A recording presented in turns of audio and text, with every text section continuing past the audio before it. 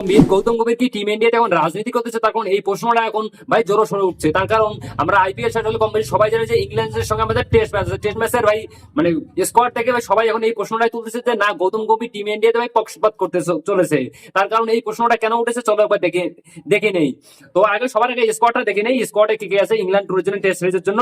তো প্রথমে থাকতে হচ্ছে Shubman Gill captain, Rishabh Pant vice captain, Yashasvi Jaiswal, K Rahul, Abhimanyu ঈশ্বর, সাই সুদর্শন, করুণ নায়ার, নীতিশ কুমার রেড্ডি, ধূপ জুরেল, রবীন্দ্র জাদেজা, ওয়াশিংটন সুন্দর, শার্দুল ঠাকুর, জসপ্রীত বুমরা, মোহাম্মদ সিরাজ, প্রসিদ্ধ কৃষ্ণা, আকাশদীপ, অর্শদীপ এবং কুলদীপ রয়েছে স্কোয়াডে। এবং এইখান থেকে সব থেকে বড় যেটা নাম নাই, সে সব থেকে বড় কয়েকটা নাম, সেটা হচ্ছে সিরাজ আইয়ার।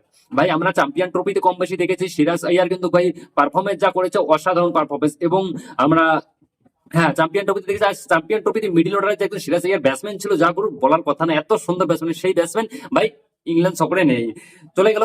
তারপরে নাম আসছে আমাদের সবার আগে মোহাম্মদ শামি। ভাই মোহাম্মদ শামির নামও নেই, মোহাম্মদ শামি নামে আমার কম বেশি দেখেছি যে মোহাম্মদ শামি কিভাবে চ্যাম্পিয়ন ট্রফিতে কম বেশি ভালোই বোলিং করেছিল। মানছি আমি আইপিএল খারাপ যাচ্ছে তার, সেও নেই। তারপরে নাম উঠেছে সরফরাজ খান। ভাই সরফরাজ খান কেন নেই প্রশ্ন। তার কারণ আমরা যদি সরফরাজ খানের ইনিংস দেখি তো সরফরাজ খান কিন্তু বর্ডার গাভাস্কর ট্রফিতে গিয়েছিল, যদিও সে খেলেনি। কিন্তু ইংল্যান্ডের সঙ্গে যে সরফরাজ খানের ডিবু হয়েছিল সেই ম্যাচে কিন্তু আমরা যদি সরফরাজ খানের ইনিংস গুলা দেখি, হ্যাঁ রানের গুলো কথা বলছি, সরফরাজ খান 62 রান করেছে, একটা 62 রান, 68 রান, 14 রান, 0, 56, 0, 150, তারপর তোমার 11, 9, 0। সরফরাজ খান কিন্তু পারফরমেন্স কম বেশি টেস্ট ক্রিকেটে ভালোই করেছে, তার সত্ত্বেও জায়গা নেই। এবং অস্ট্রেলিয়াতে নিয়ে গিয়েছিল বর্ডার গাভাস্কর ট্রফির জন্য, সেখানে একটা ম্যাচও খেলতে দেয়নি তাকে, উল্টা বদনাম করে পাঠিয়ে দিয়েছে ম্যাচ। তারপর এটা সারপ্রাইজ খানের কথা আমি এই জন্য বলতেছি যে ইংল্যান্ড সফরে যখন স্কোয়াড অ্যানাউন্স হওয়ার আগে ভাই জোরো সোরো নাম চলেছিল সারপ্রাইজ খানের, সেটা কি হলো এখন ভাই? এটা এখন ট্রেন্ডিং টপিক। আর গৌতম, এবার কেউ কেউ বলতেছে যে না গৌতম গম্ভীর যে আছে ভাই সে পক্ষপাত করতেছে। আমি একটা পোস্ট করেছিলাম, সেই পোস্টের নিচে যদি তোমাকে কমেন্ট গুলো দেখাই তো তোমার মাথা খারাপ হয়ে যাবে। তো চলো কমেন্ট গুলো দেখে আসি একবার।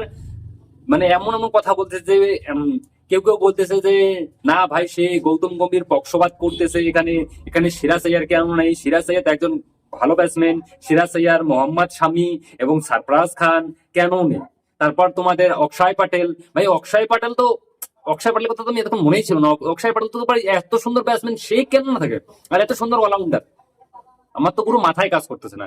অক্ষয় প্যাটেল চ্যাম্পিয়ন ট্রফিতে আমাদের বোলিং এবং ব্যাটিং দুটোতেই এত সুন্দর পারফরমেন্স করেছিল যা সবার মন জয় করে নিয়েছিল। কিন্তু ভাই গতি ভাইয়ার মন হয়তো জয় করতে পারেনি, এই কারণে এখন কথা হলো যে ভাই গতি ভাইয়ার দোষ তো আমরা কম বেশি সবাই দিচ্ছি। এখন কথা হলো যে ভাই গতি ভাইয়া কিন্তু একাই সিলেক্টর না, তার সাথে আরো অজিত আগারকর আছে, গৌতম গম্ভীর, এরা বিসিসিআই এর সঙ্গে বসে সিলেকশন করে, ঠিক আছে। এবং এই দেখো তোমাদের কমেন্টলা দেখাচ্ছি, দেখেন কমেন্ট গুলো পড়লে মানে মাথায় কাজ করে না, ঠিক আছে।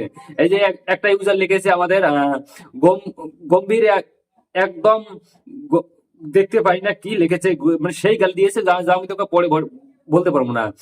গৌতম গম্ভীর পক্ষপাত করেছে, অনেকেই অভিযোগ কোচের পদ থেকে সরানো উচিত। তার মানে ও বলতে চাইছে যে গৌতম গম্ভীর পক্ষপাত করতেছে, তাকে কোচের পদ থেকে সরানো উচিত। দেখেন পোস্টাতে, ঠিক আছে, দেখাই দিচ্ছে তোমাদেরকে, এই হচ্ছে কথা, দেখা যাক।